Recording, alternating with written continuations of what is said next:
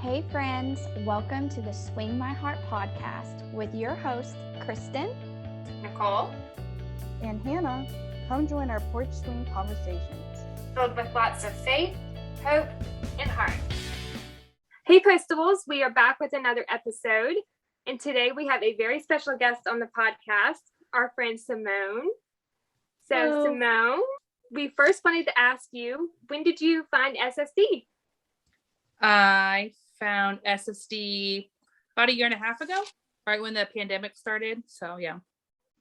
That's awesome. We're glad to have you as part of the Postables family. Yeah. Today we will be recapping episodes 9 and 10 of the TV series, The Treasure Box and A Hope and a Future. The Treasure Box premiered on June 15th, 2014. Starring Richard DeClercq as Jonathan Walker IV, Zach Santiago as Ramon Rodriguez, Keenan Tracy as Jason Stone, and Tanya Lee Albers as Katie Walker. And a fun fact for all the Hardys out there, Keenan Tracy, he played Joe Tolliver on When Calls the Heart Season 1. Lives are at risk when the Postables discover a box of treasure. Simone and Kristen, what were your first thoughts on this episode? Like the whole episode in general. Yeah, just the whole episode. I would have to say it's probably my favorite SSD episode or even movie ever, actually. It's super good. Super heartfelt. I think I cried in it too, maybe a few times. Super good. I agree. It's great. It's one of my favorites too. Yeah, me too. I love the balance of funny moments and sad moments. Yeah. Mm-hmm. I love It's that good. it's centered around like Shane and Oliver together over here, and then over here is Rita and Norman. Yes. Yeah. Yes, so good. And the character development in this episode, especially with Shane. I Yes. totally agree. Yeah. The episode starts with all the Postables are in DLO, and there's a missing package. And then Shane opens it up, and we see that it is a puzzle box. There's no marking for identification, and then a letter is included. The letter reads, "Here it is, and remember, wherever you keep your treasure, that's where your heart will be too." And that's the real secret. Mystery. I thought Super that was a beautiful treasure box or puzzle box. Yeah. It's nice. Yeah. Just the design is amazing. Totally. Right up Norman's alley too. Like he was so Yes. excited to He was so excited. Yeah. Yeah, I wouldn't I loved when they were in the mailbox grill and he was, trying to figure out the combination to open the box. Yeah. Good job, Norman. Yes. And speaking of that scene in the mailbox grill, Norman says that puzzle boxes have been around for thousands of years and they look like regular boxes, but the detail and wood inlay on this particular box had sliding panels that need to be opened in just the right order. Mm-hmm. You have to be really smart to know that, because I don't think I would have guessed that at all.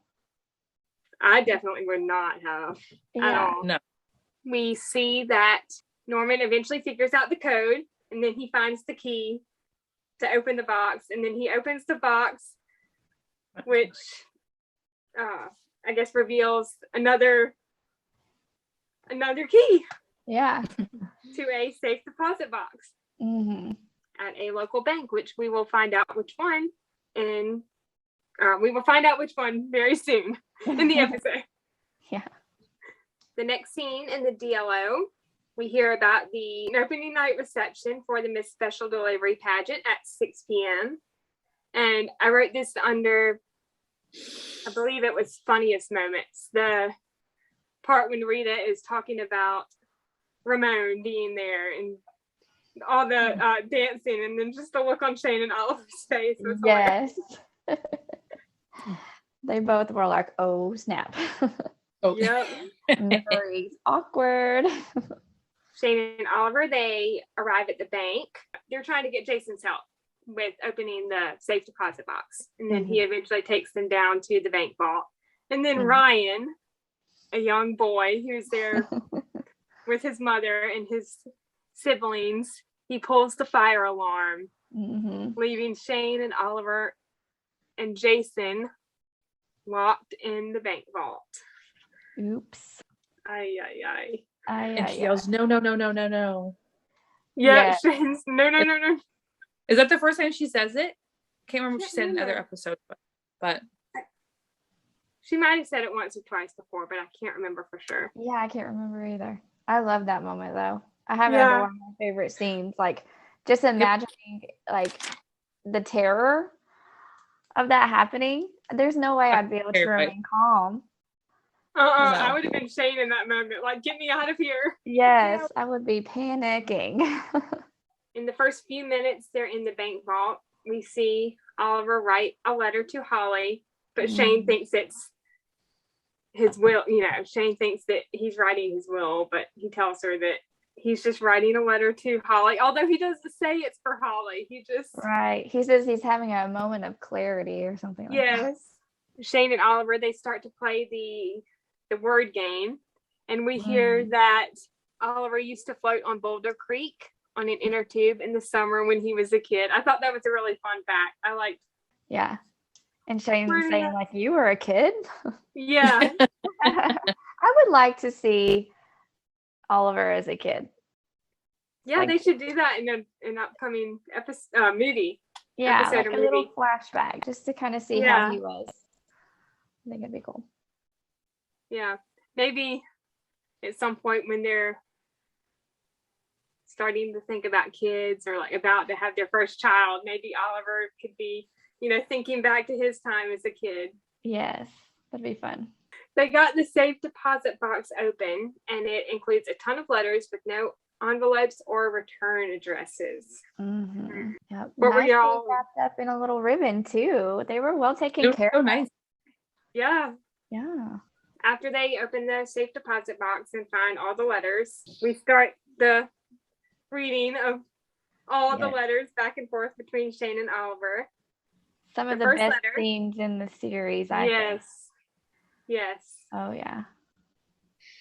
I totally agree. I loved all the back and forth reading of the letters. I thought that was really nice. The first letter was dated January 2nd, 1908.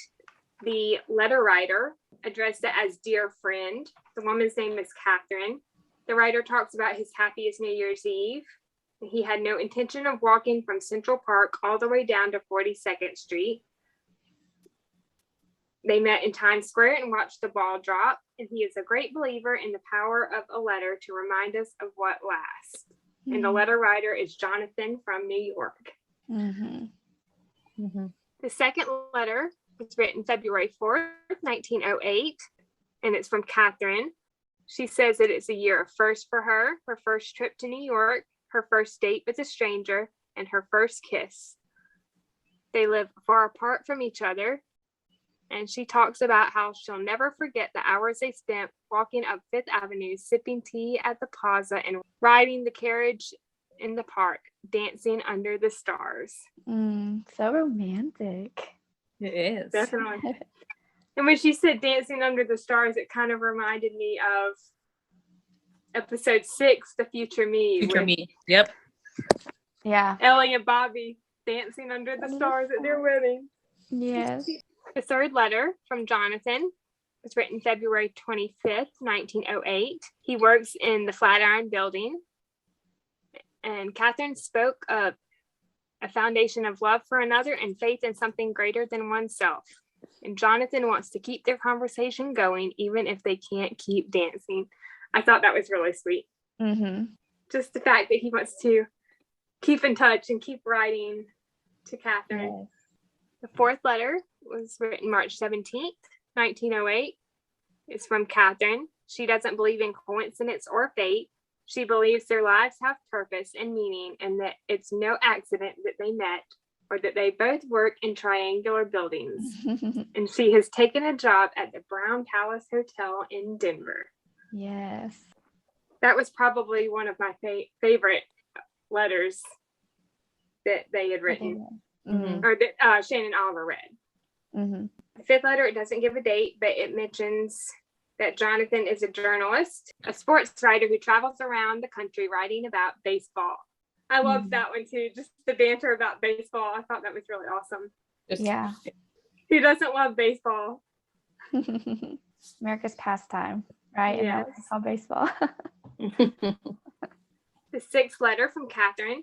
She shares that she attended her first baseball game. She sat behind home base and tried to see what he sees, but all she could imagine was him sitting next to her, making jokes and singing along with the band. Jonathan is inspired every day by the heroes who take a bat and ball and swing for the stars. And he hopes to someday know the joy of standing next to her as they cheer on the Tigers or the Cardinals or his beloved Red Sox. Until then, he'll imagine her beside him, inspiring in him new ways to write of courage and triumph, of diamonds and triangles, and of the places we must run before going home. Oh. So I love sweet. all these details. It's like you can almost just visualize their relationship. Yeah. blossoming, you know? Yes. It's so sweet. The seventh letter they read, Jonathan writes that sometimes in the night when he's on the road in another town, in another room, he hears a train whistle. He never knows where it's going, but he always lies there imagining it's headed west to the Rockies, to Denver, and to her. He says that she's the best person he's ever known, even if they have shared a little more than a kiss in our hearts on a few pieces of paper. Oh. He's run out of words to express his love, and he's running out of road. And this is getting down to the end of all the letter writing, and which is kind of sad.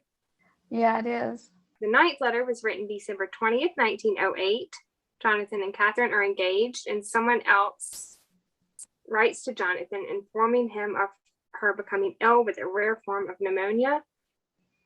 Her doctors at St. Joseph say that she's taken a turn for worse. This broke my heart, hearing that Catherine was sick. Yes. Isn't it so interesting how they tied in, you know, pneumonia and just kind of like the difficulty of breathing aspect. And then it's so similar to what, you know, Oliver and Shane are experiencing, or at least, you know, worried about in the vault, is not being able to breathe and running out of air. And I really like that tie-in, even though obviously it's sad and scary. Yeah, that's a great point. Great observation. The next letter that they read, we hear that Catherine has officially accepted Jonathan's marriage proposal. And then the next letter Jonathan writes, he mentions that he is heading to Denver to stay by Catherine's bedside. He is in love with her and doesn't want to spend another day of his life without her. So heart-melting. It is. Did you say the date of that last one? How many months had it been? I believe it was about a year. So it was about a year. Yeah. Is it interesting to you guys that they hadn't met yet, that they went a year writing without meeting? I know, seriously. It's weird. Yeah. But I mean, I guess it makes sense when we find out later on. When this actually happened, you know? Yeah.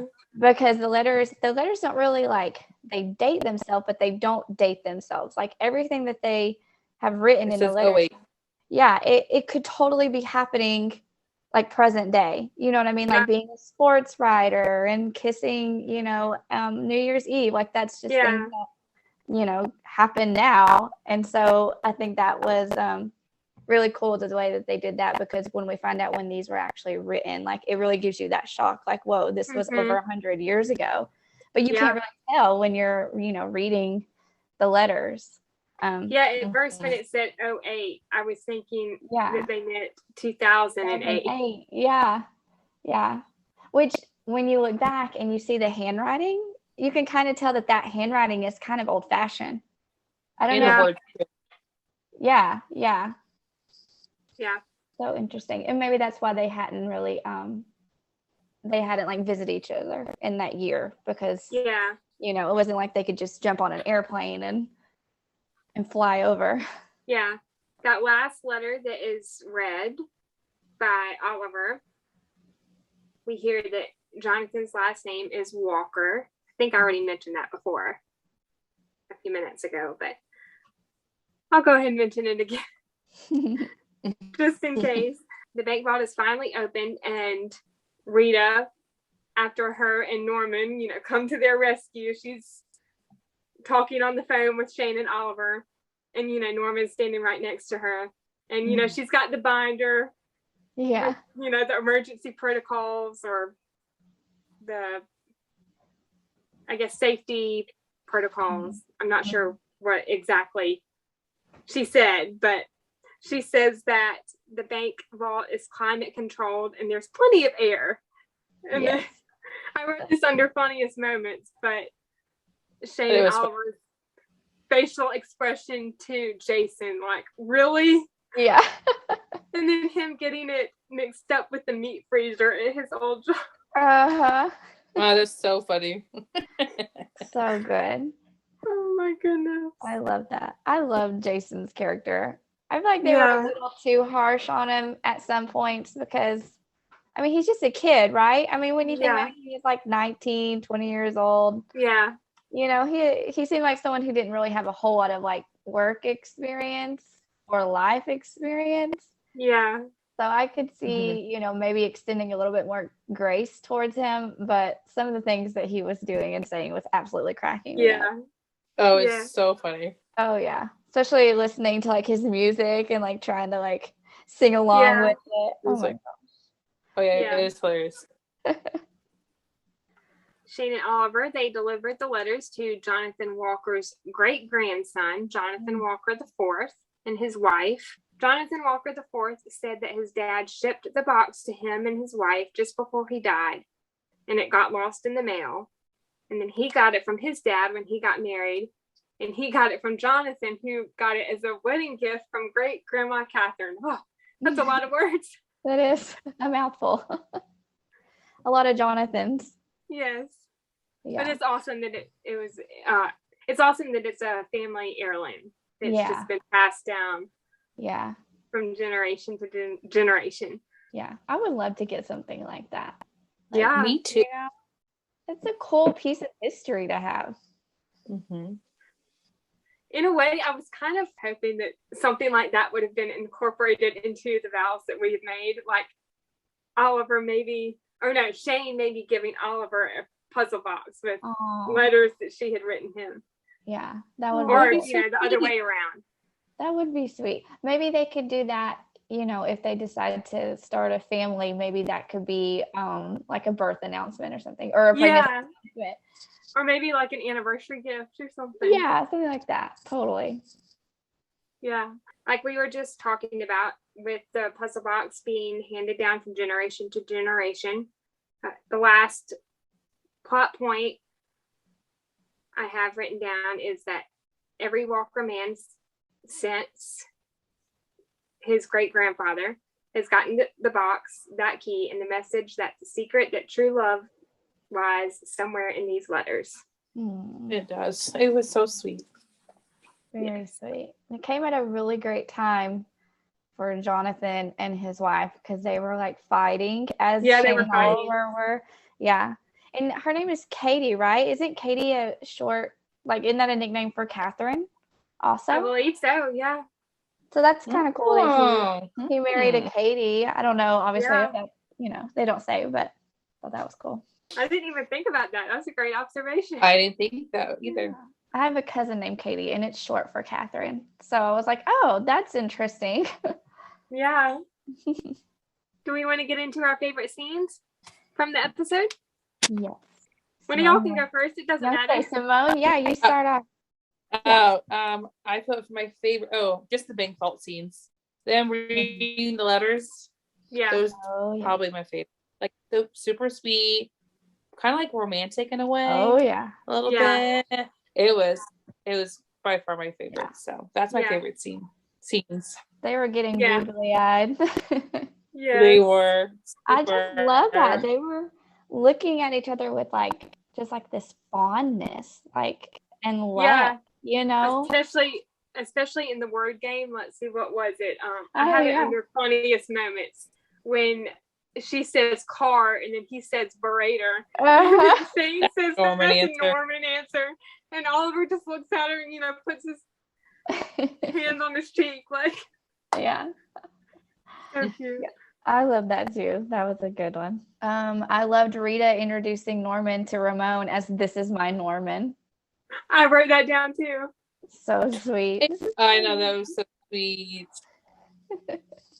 Yeah, she says, I have the line written down. Give me 1 second. Yeah, I have it under funniest moments, but it's one of my favorite moments too. So it's kind of a crossover. Mm-hmm. She says, this is my Norman. I mean, Norman is mine. Norman is my coworker, and he needs a tie. I mean, he has a tie. He just needs a tie. I know, that was so funny. I loved it. It's sweet. And then continuing on with the rest of that scene, Ramon tying the tie, and then him slapping Norman in the face with it. I love that. It. I always crack up with that scene. Oh yeah. And Ramon says, Ramon is talking about, how Shane and Oliver are a couple, or, he's just asking about them. And Norman says, they're not a couple. And Ramon says, what do we truly know of love, Normando? I like how he calls it Normando. Uh-huh. Rita goes on to say, oh, wow, I have never seen anyone tie a tie the way you just tied that tie. Love that part. Oh, man. That just sets up the dynamic of those three, Yes. It does. What's to come, Yes.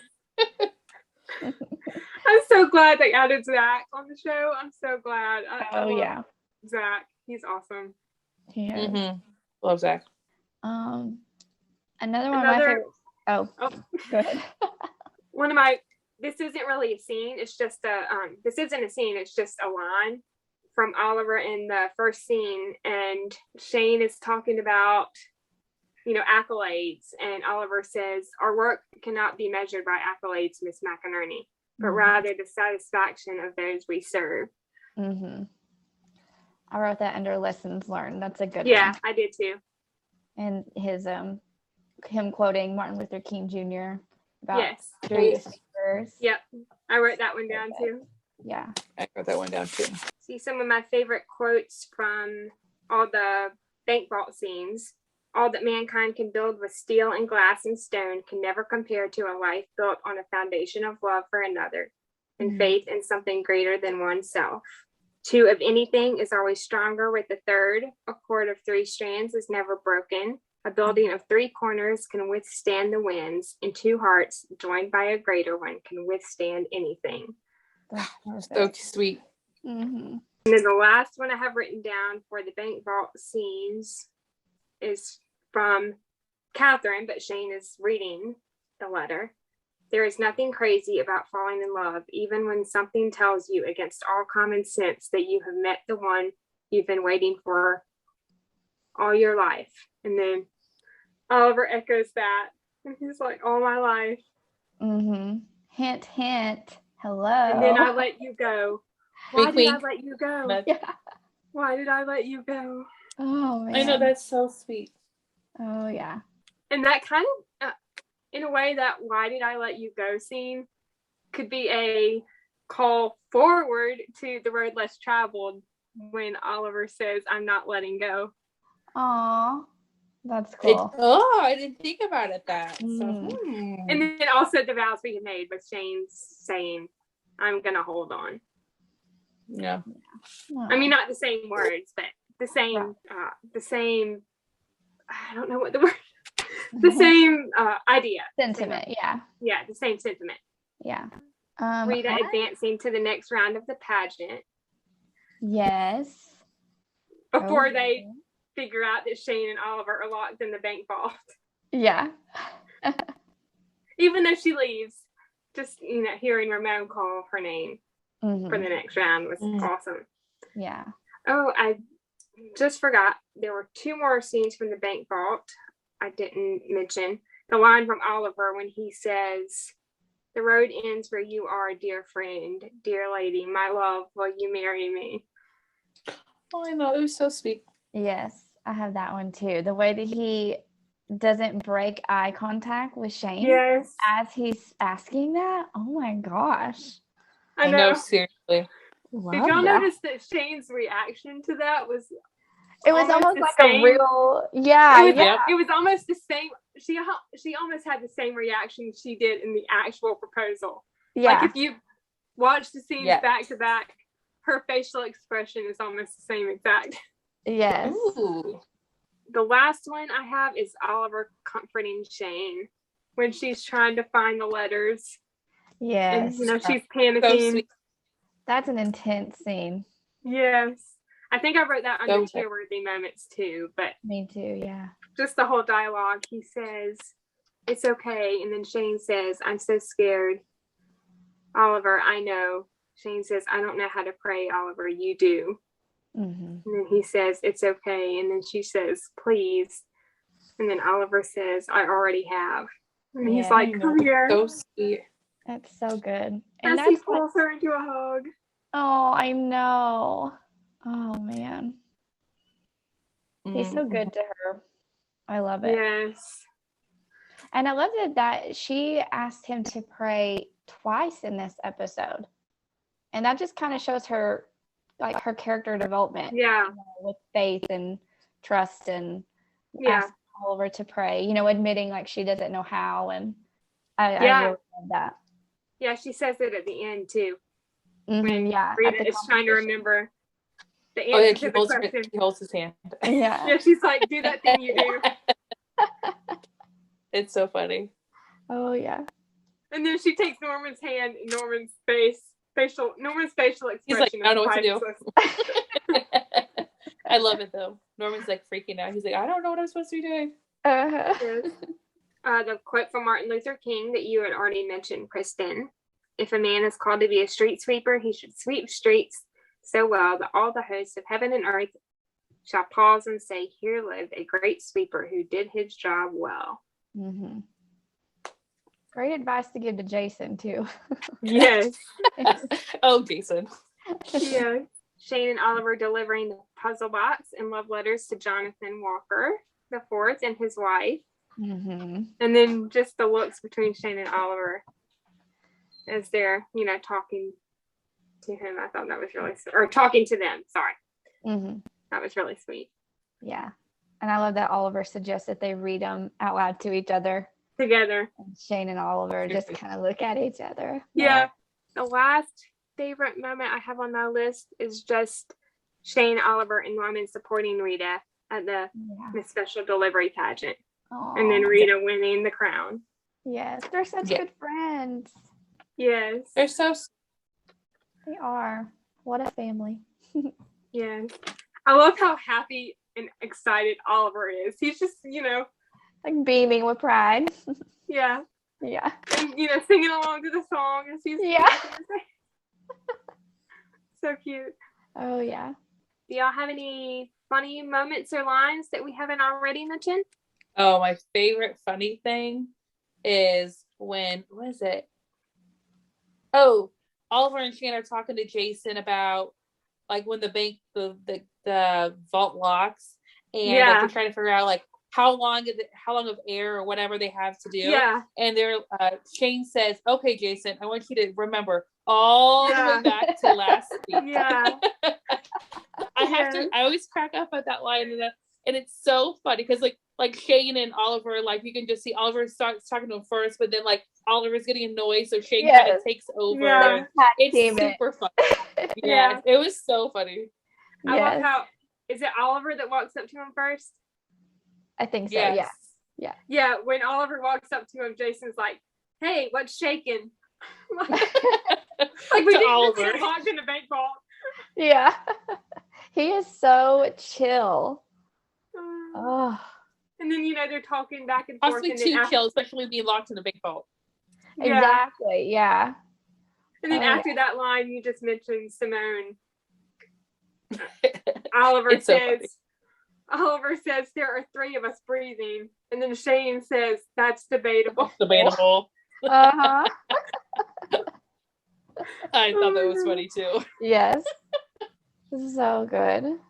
So good. The next one from the bank vault is when Oliver says, "What I am concerned about is that Jason's batteries will be running out soon, and we will be forced once again to converse with him." I love that part too. It's so funny. Oh man. And then Shane starts talking about, it could be worse. She could be dancing the Paso Doble at the Ramon. reception with Ramon, and Oliver says, "I Yeah. did not let that happen to you." How sweet of Oliver. Yes. Yes. Watching out for her. So sweet. Oh yeah, Jason talking about lunch, and he says, "Lunch, I'm so hungry." Oh my And then gosh. Shane says something, and then he says, "I usually take my nap after lunch too, so." And then Shane says, "Good, that's a good idea." Yeah. And he goes to the corner and like sex sleeps. How could he sleep? Like, oh my gosh. I'd be like so freaked out then. I know. So. Wouldn't be able to think about taking a nap. Yeah. Oh my goodness. Apparently Jason can. He's too chill for this. Yeah. Yeah. Skipping back to the beginning of the episode, the line from Shane when she says, "Walt Disney worked for a post office," and then Oliver says something like, "Yes, he did," and then she says, "It is a small world." A small world after all. Yep, I love that wordplay. wordplay. That was awesome. Yeah, that is good. That's witty. Norman's comment when he's holding up the book about, I guess, the banking paraphernalia. Yeah. Yeah. And he says, books with pictures. And the book is a compendium of miscellaneous banking paraphernalia. Of course Norman would have a book like that. Of course. Yes. Just sitting around like out in the open for him to find super fast. Yes. Yeah. This was very brief, but the scene when Shane and Oliver first arrive at the bank, and I think Oliver is talking to Jason, and Shane's kind of, watching Ryan, and just her face when he takes the chocolate off the table. Yeah. Oh, yeah. Goodness. Oh. The last three I have on my funniest moments are Norman talking about another one of his cousins. Mm-hmm. Oh my gosh. They rescued him from the bank. When they rescued Shane and Oliver from the bank. Oliver's like, he has a cousin. He has a cousin. Yes. Oh, sorry. And the last one, sorry, I thought I had three, but I only had one more after that. Jason mistaking the bank vault for the meat freezer, which we already mentioned. Oh, joy. So funny. Yeah. Do y'all have any tear-worthy moments that you want to share that we haven't already mentioned? I think you already mentioned mine. The only two I have are the last letters that Shane and Oliver read. Yeah. Yep, that was mine. Yeah, me too. Yeah, that last letter that Shane reads from Catherine to Jonathan. She says, "My dearest Jonathan, with the few breaths I have left, I want to speak words of love. All we've ever shared have been words, but they have been good words and true words. And now I am sending every letter you wrote back to me, so that even if we cannot be together in this life, the words that we created together can be kept somewhere side by side. Dying is hard, my love, but not hopeless. And as I walk through the valley of the shadow, I fear nothing but the thought that I may have left only one word unspoken. Yes, I will be your wife. Perhaps not in this life, but in your heart forever." So sweet. Yes, it is. Yes. And then the line from the last letter Oliver reads from Jonathan when he says, "Tell her to swing for the stars. Tell her to breathe. Tell her to live."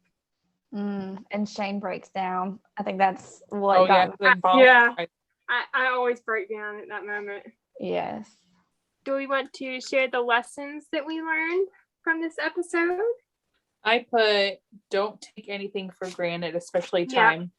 Yeah. Mm-hmm. Oh, that's a great one. Mm-hmm. The first one I have on my list is, "For where you keep your treasure, there your heart will be also." Mm-hmm. And that is from Luke chapter 12, verse 34. And it's basically just saying what you love says a lot about who you are. Mm-hmm. And that was actually one of Oliver's lines in the beginning of the episode when Norman, I believe, asks, what does that mean? Yeah. Always put your heart in your work, no matter what you do. And that was basically Oliver's advice to Jason at the end of the episode. Yes. Put your heart in your work. That's right. Yeah.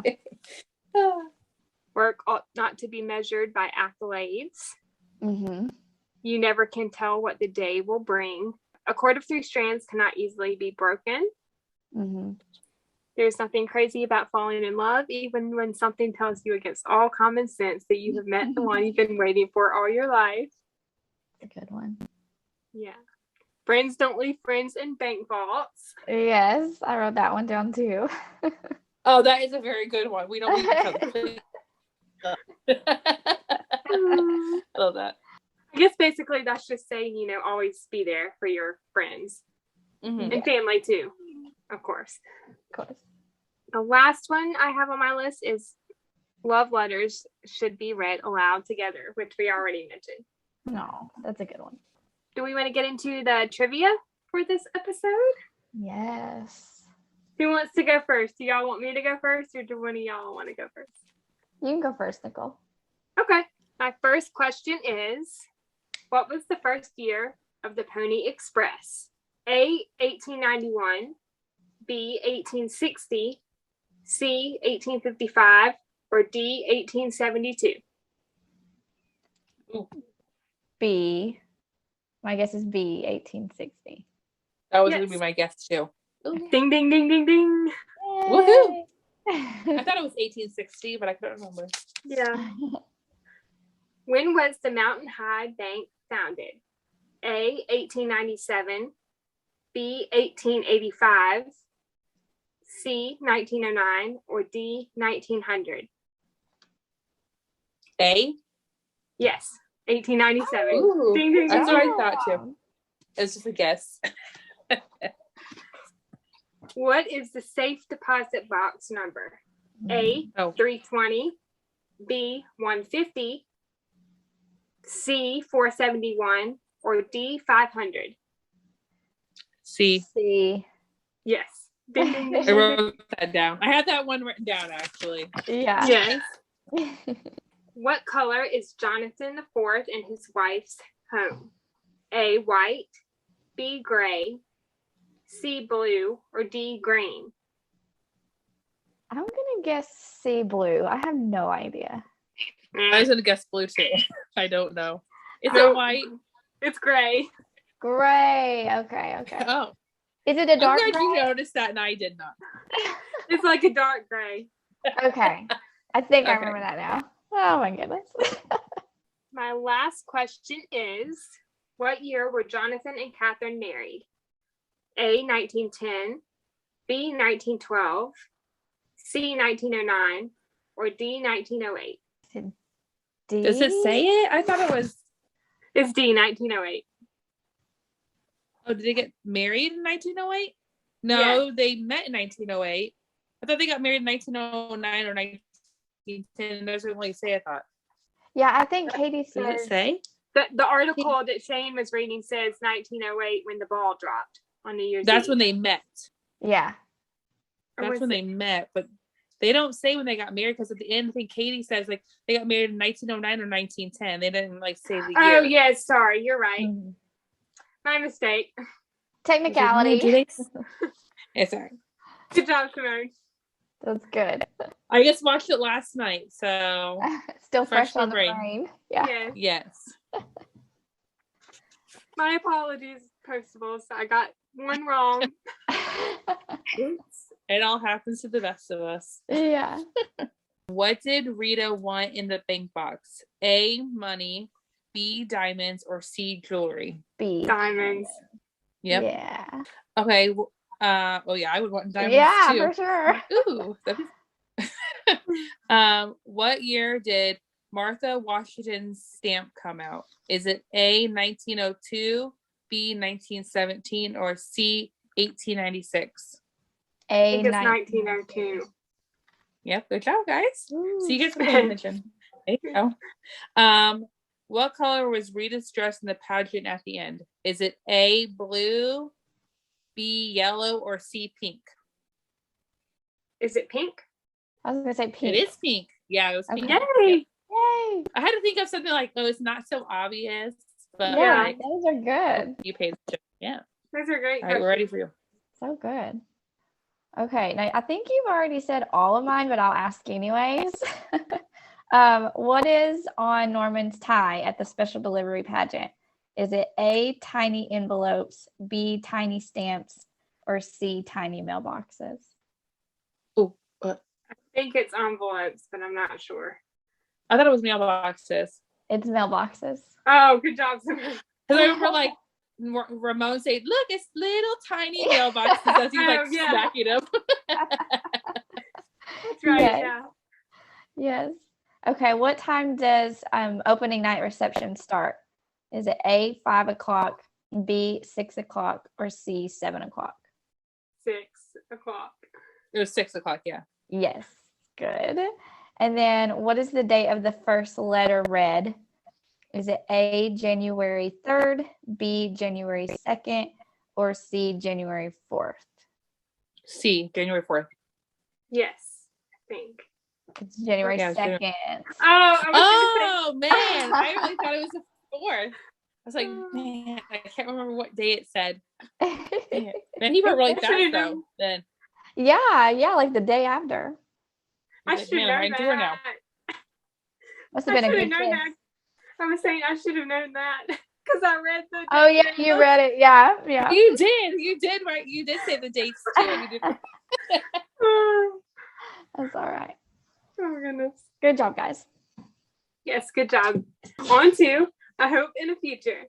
It premiered on June 22nd, 2014. Starring Adam Corson as Joshua and Matt, Viv Leacock as Jim Thomas, Ingrid Tesch as Susan, Larissa Diaz as young Susan, and Carol Burnett as Ardis Parker Pennington Payne. And a fun fact for all the Hardys out there, you know Viv Leacock as Pastor Joseph Canfield on When Calls the Heart, and Larissa played Katie Yost. As Oliver, Shane, Rita, and Norman search for clues to bring a family together, Norman is having a family reunion of his own with an amazing grandmother he never knew he had. Yay. What were y'all's first thoughts on this episode? Like overall? I liked it. I did too. I thought it was a great episode. Yeah, me too. It's really heartwarming, and I love the cliffhanger ending. It was like a super major cliffhanger. Like, and you don't even get it resolved until like forever, because then there's like the Christmas movie, and then you finally get the answer, kind of the answers in like From Paris with Love. I'm like, dang, it took forever. But I mean, but thankfully, like, I wasn't like watching it as it was aired, like fresh news. So like I got to at least watch them within the last year. So I didn't have to wait too long. But can you imagine like just this massive cliffhanger for all these people? I'm like, I can't believe this. And then you don't even get an answer in the Christmas one. Right. You have to wait until like From Paris with Love. Yes. So it's a good build up. It is. I agree with everything y'all said about the transition between this episode and the Christmas episode. I also love the spotlight on Norman in this episode, getting some backstory. Yes. And the grand entrance of Carol Burnett into the series. Yeah. Gosh, I love Carol Burnett. She's so funny. Yes. She is. The episode starts with a young woman walking up to a local church and leaving her infant son by the door along with a letter. And the letter is addressed to a Pastor Thomas. The scene made me sad just thinking about a mother leaving her son. I know, me too. And we'll find out later why, but which is even more heartbreaking. Yeah. She knocks on the door, and as she walks away, we see a shot of a plaque outside the church, which is a Bible verse, a very popular Bible verse. For I know the plans I have for you, plans to give you a hope and a future, Jeremiah 29:11. And then a young boy opens the door and sees the newborn baby. We don't know who he is at the time, but we will soon find out. And the letter blows away. Of course, the letter blows away. The next scene, it cuts to the DLO, and Shane is hanging up a congratulations sign for Rita on winning the Miss Special Delivery pageant. And I love the banter between Shane and Oliver in this scene. I thought that was great. Yes. She tells Oliver that she was an art history major in college with a minor in philosophy. I love how surprised he was about that. That was Yeah. awesome. I was surprised too. I wasn't expecting that. Yeah. That's a cool combination for a college degree. Yeah. Art history and philosophy. Yeah. The letter was written to a Pastor Thomas, like we just mentioned. It was never intended for the system. It was written on a bulletin. And the bulletin, it mentions job counseling, prenatal classes, food and clothing distribution. And they come to the conclusion that it appears to be a women's shelter, which is run by Pastor William Thomas of All Saints and Angels Church. Joshua, the newborn baby, he has a heart condition and needs medical care, but his mother is unable to help him. She asks Pastor Thomas to get Joshua the help he needs. A few minutes after that, we see the scene where Norman, walks across the room and he goes to pick up the envelope that he had gotten in the mail a year before. And, they're talking about Joshua and trying to figure out if he was adopted. And Norman says if Joshua was adopted, it was most likely a closed adoption due to the circumstances of the case, which would have been considered abandonment. That means the records would have been sealed in order to prevent the biological mother from gathering information and trying to reinsert herself in the child's life. And then I believe it was Oliver. He asks Norman if he was adopted. Yeah. And Norman says, that's what happened to me. Yeah. Norman was a foster child for a long time until his forever family found him when he was 8. Which is really sweet. He finally got a forever family. Yes. So good. Rita met Norman's parents at the postal picnic. They won the 3-legged race and the egg toss. The only thing Norman knows about his birth family is that they found him wandering around the National Western Stock Show. He'd crawled into a paddock of champion Herefords and started a stampede. I thought I wrote that down under funniest moments, just that whole line about him crawling into the paddock. And for anyone that doesn't know, I looked it up this morning. Hereford is a British breed of beef cattle originally from Herefordshire in the West Midlands of England. Oh, nice. Wow. Which is interesting. I never knew that. Yeah. Nope. I would have just thought just like normal cows that I'm used to seeing. Yeah.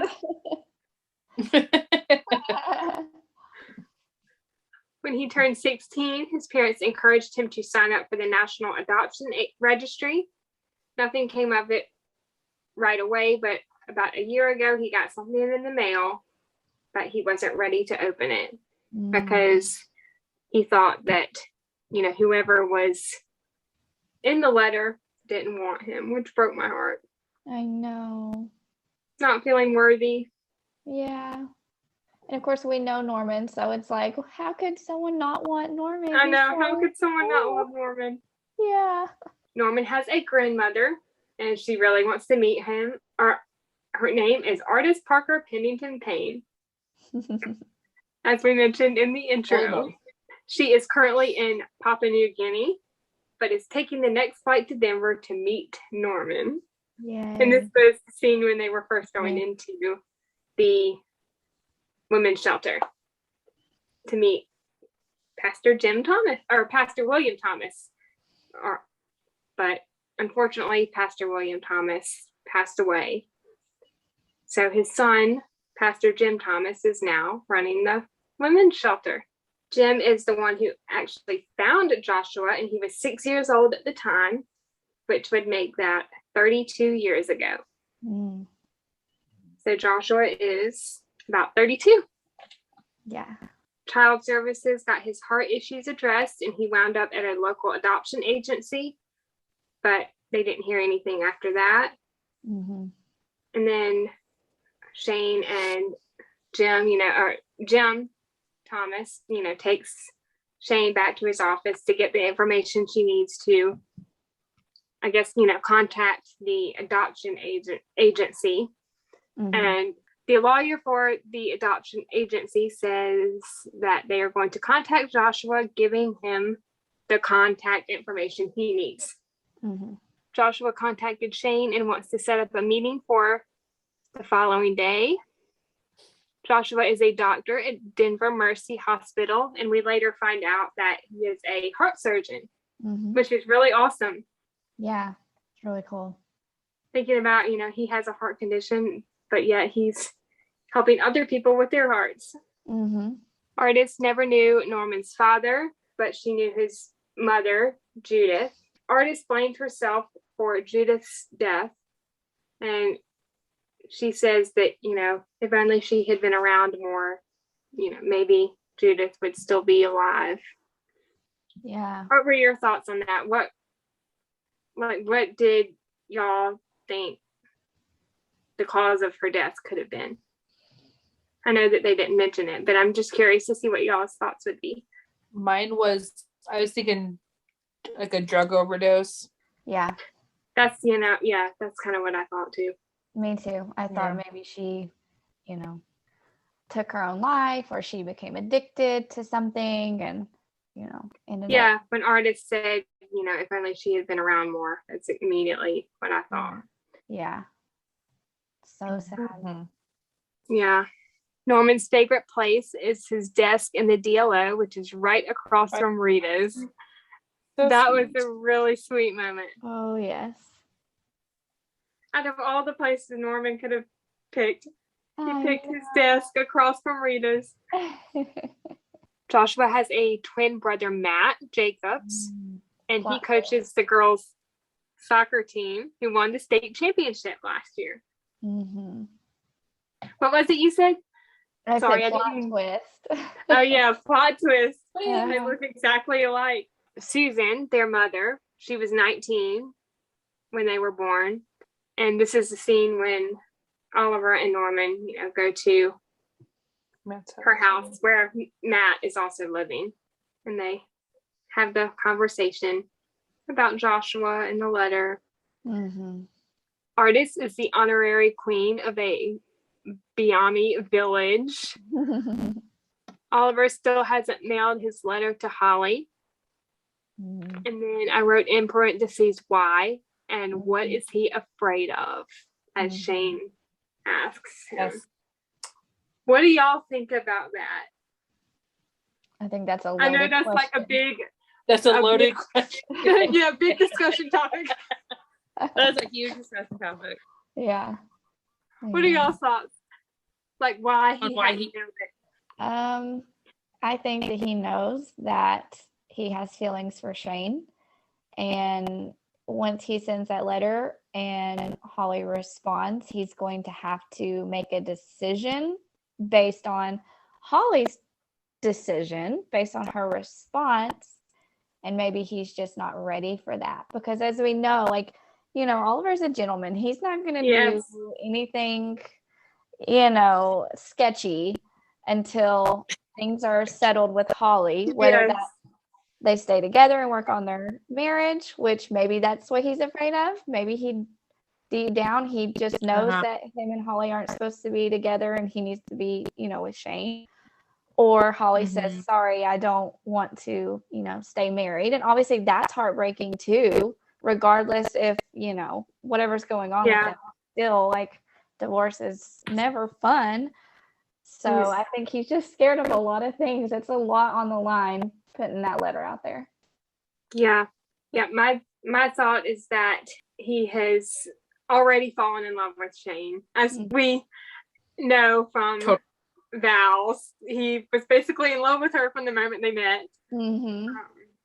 And I think he's just afraid of what Holly's answer will be when he reads it, and her coming back and wanting to work on things. try again, I guess is what I'm trying to say. Yeah. I think he wants to be faithful, but also at the same time, I think that he wants to end things, like you mentioned, Kristen. Yeah. Mhm. He wants to do the right thing, which Yes. is the most Of course. important. He's The most important thing. Yeah. The last scene is Oliver finally nails the letter to Holly. OMG. That scene. No. Oh my goodness. What a like awesome touch, like with the rain pouring down. Yes. Oh my And gosh. Yes. this was pretty recently. I can't remember the exact day, but I believe a postable asked Eric about that scene, and he said that it was like freezing cold when they shot that scene. So props to him for Yeah. sticking it out through Yeah. the torrential downpour of rain and the freezing cold temperature. Yeah. I know. The things the cast does for all the postables. Like, props to them. They work so hard. Why doesn't he grab an umbrella? Like Shane has an umbrella. Why doesn't he, like, if he doesn't, like, Eric, like, Oliver's smart. Like, you see it's raining outside, pouring outside. Like, I'm gonna go mail this letter in the pouring rain without an umbrella. But then there's like when he turns around, he sees Shane's holding an umbrella. Yeah. I'm like, you could have carried an umbrella. But it would have made that scene not as meaningful if he didn't have an umbrella. So it's more meaningful without it, in a weird way. Yeah. Yeah. And we know what's to come with the letter. And so I guess, but yeah, when you're watching it, especially when you don't know what's to come, it's like, come on, Oliver, that having a letter like that with, out in the open with the rain, like that's probably not the smartest idea. Nope. Do we want to talk about our favorite scenes from the episode? I put when they're at the hospital, like towards the end, when Oliver asked Shane about the letter to Holly, like he's opening his jacket, like asking Shane, not even in the sense like he asked you, like, did you read this letter? And like Shane's like, no, but like that scene right there, like super intimate and super good, super raw, loved it. Yeah. Yes. Yeah. Again. Round of Props applause. to Eric and Kristen. Yeah. I know. Seriously, their acting in this one that scene was really good, and I really liked it. So that's my favorite scene. Yeah. And Postables, if you have not already, Alameda and Downing has a really good video just for this scene. I believe it's called Between the Lines, where it's like basically the subtext for that scene when they're talking about the letter. Oh, okay. Yeah, it's all that hidden meaning. Okay. Yeah. I've never great. seen it. I'll see it. I'm writing this down. It should be on the YouTube channel. So you don't have to actually go on the website, the blog site, and find it. It should just be on a playlist on the YouTube channel. Oh, okay. I think there's a playlist in it. And it is titled Between the Lines, or Decoded might be the Decoded. actual. Okay. I can't remember which one for sure, but it's one of those. Okay, I'll find it. That's interesting. There's a lot of hidden meaning when Shane and Oliver talk in general. Yes. Like you just see in other movies, like what is it? Like, is it Truth Be Told? Yeah, I think so. In that scene, the sweet, like, it's Paris with Love. Oh, sorry, yeah, from Paris with Love. Sorry, Paris with Love at the end, like when Shane doesn't know that Holly and him are like they're getting divorced, and like all those hidden, like with the way they say things, like you wouldn't get it if you weren't paying attention. Right. Yeah. So there's it's so really much good. There's so much subtext in that scene too. Super a lot in that one, but like they talk like that in general to each other. Yeah. Like without saying their feelings to each other, they just put it in a hidden subtext in this talking, and I'm like, come on, guys, just tell each other how you feel. Yes. It's ridiculous. You just want to shake them. Anyway. Oh yeah. Yeah, there's actually a Between the Lines video for that scene as well. The porch. I could see that. Like that one there's a lot of in between the lines in that one. That one's a major in between lines one. Yes. My first favorite scene from this episode. I'm just reading them in chronological order. Shane and Oliver and Norman greeting Rita with the Miss Special Delivery song as she walks in the DLO. Oh, yeah. They're so supportive. I love it. Yes. Shane, Oliver, and Rita supporting Norman with the letter he got in the mail from, I guess, the adoption agency or from Ardis. I can't remember which one. I don't think they ever mentioned who the letter is from. I would assume probably the adoption agency. Yeah. That's what I would guess. Probably. Yeah. Norman and Oliver's conversation after meeting Jim Thomas. It was very brief, but it was the moment when Jim had just, taken Shane back to his office, to get the contact information. And Norman asks Oliver a question about, do you think that she still thinks about Joshua? And Oliver says, I think that she does every day. Yeah. And I love the detail of them looking over at this, I think it's like a stained glass window in the church of Mary and baby Jesus. Also, observation, is that church the same one that we see in Truth Be Told and From the Heart, Oliver's church? Okay, it looks like it. I was wondering if that was the same church. I have to go back and watch. And I think it's the same one in To Whom It May Concern as well, when they meet Buzz. Oh. Is it? I think it is. Interesting. I would guess that they would use the same set if they needed to. For a different. And maybe just switched up like the pews or something. Yeah. They look different. But I definitely think it's the same church. Yeah, that's cool. Ardis' introduction and meeting Norman, Rita, Shane, and Oliver. That was hilarious. I love that one. She just grabs Oliver's face. Yeah, she says something about, his chiseled jaw and something about his eyes too. I can't remember. His nose, right? Yeah. She's like, you're not my door. Oh, I love that. I think I have it written down under funny lines, but when she first starts walking down the stairs and she says, Norman! It is I! It's me! It's your grandmother! So dramatic. And it's so funny though. Norman giving Rita the stuffed crab. That was a favorite moment. Mm-hmm. That was hilarious. Oh yeah. And then Ardis' comment, I wrote it under funny lines, but nothing says I love you like crabs. Totally. One of the best lines in the series. I know. Oliver's conversation with Ardis at the hospital. And we see this scene again as a flashback in Vows. Yes. When she says, you begin by doing the thing that scares you the most. All you have to do is face up to the scary, and the rest is easy. Shane, Oliver, and Rita supporting Norman as they wait to hear about Ardis. And then Shane resting her head on Oliver's shoulder. That was really sweet. Yeah. Oh, at the hospital, yes. That was sweet. Mm-hmm. I love how he didn't even flinch. Like, he just didn't even move. Yeah. He just let her rest her head on his shoulder. Rita, knowing Norman always likes pudding after a big day. I thought that was really sweet. Mm-hmm. She knows him so well. That sounds good to me too. Yeah. That sounds good. Oh yeah. Shane and Oliver's conversation at the hospital about ways to say I love you without saying I love you. Mm-hmm. Classic Shane and Oliver scene. Yeah. So much.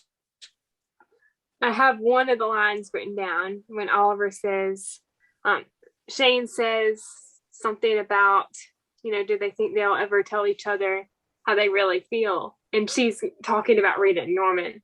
Yeah. And Oliver says, true love cannot be held at bay forever, no matter how hard one fights it.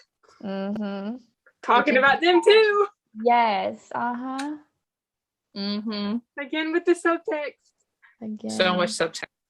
Joshua reuniting with his mother. I wrote that under tear-worthy moments as well, but yeah. Such a sweet reunion. Yeah. The last one I have under favorite moments is the looks between Rita and Norman in Ardis's hospital room. So this was, I think, right as Oliver was like walking out to mail the letter.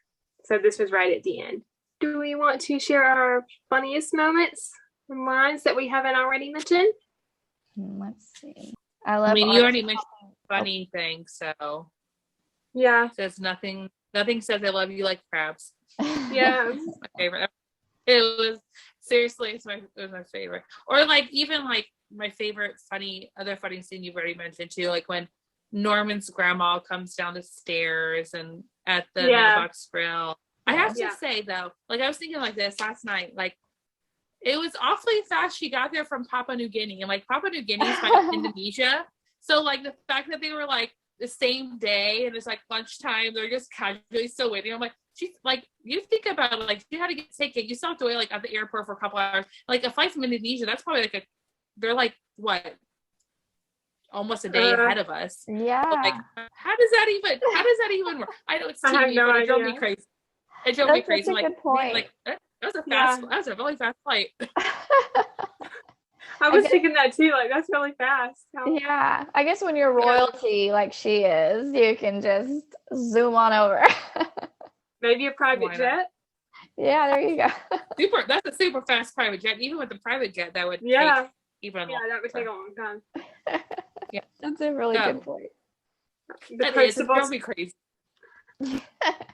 Yeah. The Postible's talking about NIFs, and NIFs are never intended for the system. Yes. Cute little acronym. And I love how that is brought back up in Vows with I think it was Charlie. Yeah. What are NIFs? Yeah. I think I already mentioned this one, but Norman talking about starting the stampede. Mm-hmm. Oh my gosh. Norman's reaction to finding out he has a grandmother, that was hilarious. Oh, yeah, it was. But you like his laugh. Yeah. And then he's like, oh. Shane looking for tweezers in Oliver's desk. And then Oliver walking in to find her at his desk. Yes. That's like the awkwardest moment. That's like the awkwardest moment. Yeah. Like, I'm just casually standing by your desk doing nothing. Yeah, she says, Oliver, how did the parking debates go? And then Oliver says, they were spirited but civil. Everyone seems to be respecting each other's space. And then Shane's like, oh, and then she laughs and she's like, funny, space. Nice little pun. If you think about it, Rita is kind of she kind of saved that moment, because if Rita hadn't have said, what she said about not opening Norman's gift to her, Shane probably would have started digging, and then Oliver would have walked in and saw her, snooping. So Rita kind of was so awkward. Oh my goodness. And that could have been so bad. Oh yeah.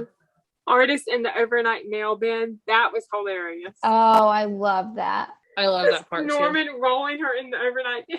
Yes, I love that. It's so good that they gave Carol Burnett. I don't know if you guys have ever watched any of her shows, like the Carol Burnett show, but she's really good at like physical comedy. And so I love that they were able to kind of give her like this physical comedic moment, Yes. I have watched a few episodes, but not regularly. It's funny. She's so kooky. It's so great.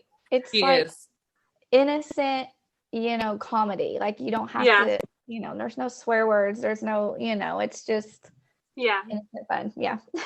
Rita's comment when they find out that Joshua has a brother, and she's talking about how she saw the article about the soccer team winning the state championship, and she says, I saw his picture in the high school sports gazette.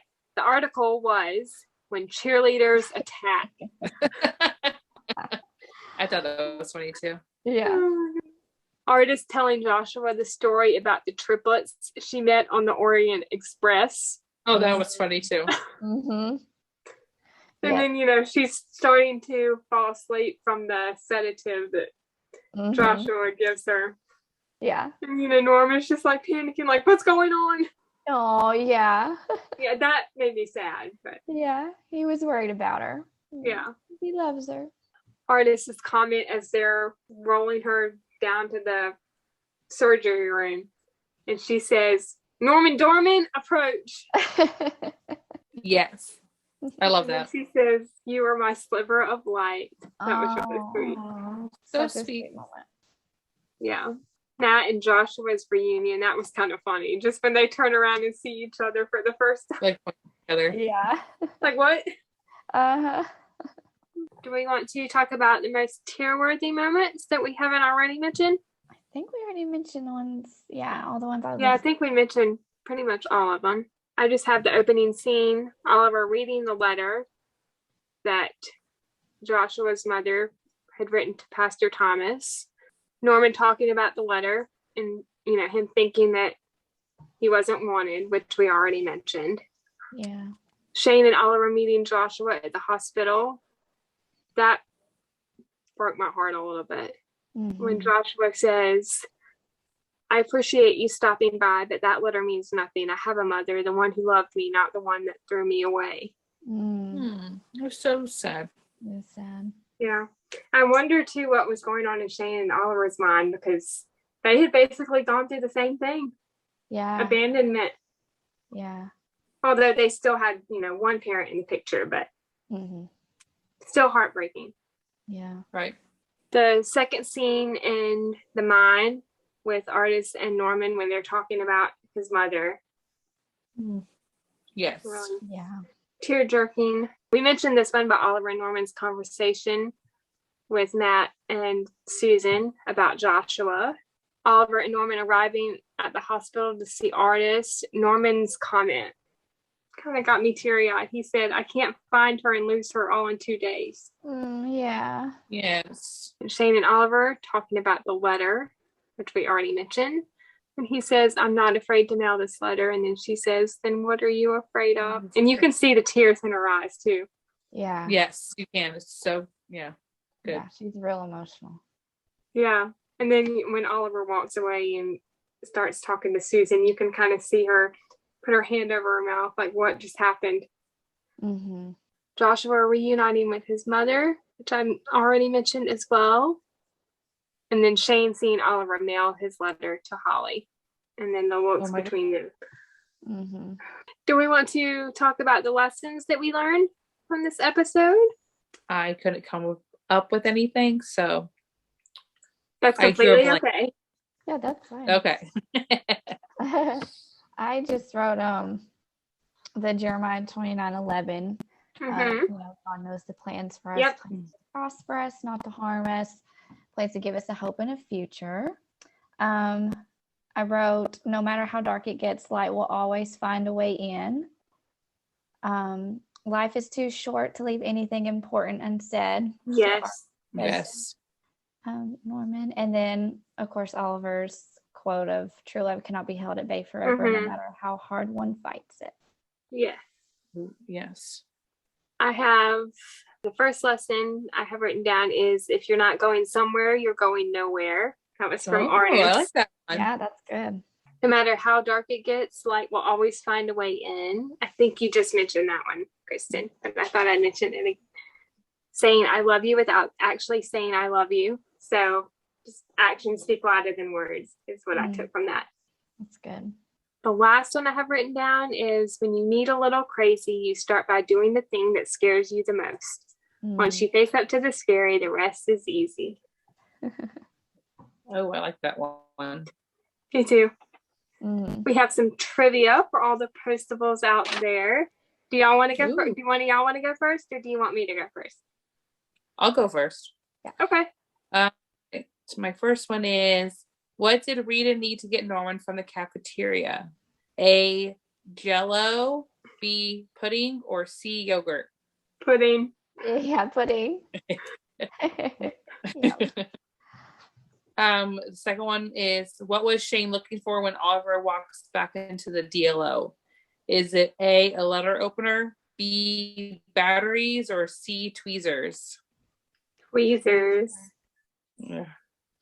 And then this one, how old was Norman when he started like looking for his biological family? A, 16, B, 21, or C, 26? 16? 16. Yes. Awesome. There you guys go. Good question. Good questions. Yes. Yeah. You want to go next, Kristen, or you want me to go? Yeah, I'll go. Mine are all color related. So, first question is, what are the color of flowers that they give Rita in the very beginning? Are they pink and yellow, purple and white, or yellow and white? Oh gosh. Purple, white? Yes, purple and white. I was gonna say purple and white too. Yes, I was like, I can't remember. I don't remember what it was. Good job. Okay, good. Yeah. Second question, what color ribbon was wrapped around Rita's present? Was it white, lime green, or pink? I think it was Lime green. Actually, it was pink. Oh, we were both wrong. The present was mostly lime green with a little bit of pink in it. I think it was like a floral type. Yeah, and then the ribbon was pink. So yeah, I stumped you. That's cool. And the third question is, what color is the flower in Rita's hair when they're at the hospital? She has like a little flower in her little hair. Is it orange, red, or yellow? Is it yellow? Yes, yellow. Ooh. Yeah. I don't remember her I couldn't remember. Maybe that was good ones though. Thank you. Yes, that was a great question. I was going to say yellow too. What color is the car that was parked behind Shane and Oliver as they stood outside the women's shelter after meeting with Jim Thomas? Girl. Red, blue, black, or silver? I'm going to say red. I'll say red too. Ding, ding, ding. Oh, was ding. it? Oh. Yes. Good job. I'm glad you paid attention to those things, Nicole. What year was the Central City Mine founded as shown on the train in the scene with Norman and Ardis? 1832, 1880, 1876, or 1854? I'll just say 1854. I'll say 1880. I have no idea. 1876. Oh, okay. I mean, that was a good one too. Thanks. How old was Norman when he liked to pretend he was Indiana Jones exploring the Temple of Doom? 14 years old, 10 years old, 13 years old, or 8 years old? Oh, 10? 8? You had it right, Kristen. 10? Oh, there you go. Yeah, 10. Oh. How many miners did the train conductor say were trapped in the next tunnel in 1904? This was the second scene of Ardis and Norman in the mine. 8, 12, 3, or 5? 5. 12? Yes, it was 5. 5. Oh. I barely remember that one. Barely. I don't even remember that period. Like, I also rewatched it again and picked up those details. I only know that one because I had my subtitles on and I was reading it. And I was like, I never really even noticed that they said that. It's funny how what people pick up and other people pick up. So Yeah. Okay, Postables, I think that wraps up our recap of the treasure box and a hope in the future. We will be back next week to recap for Christmas. Thank you, Simone, for joining us. This was a lot of fun. yeah, thank you guys. Oh, you're welcome. All right. We will see you next time. Thank you for listening. We love you all.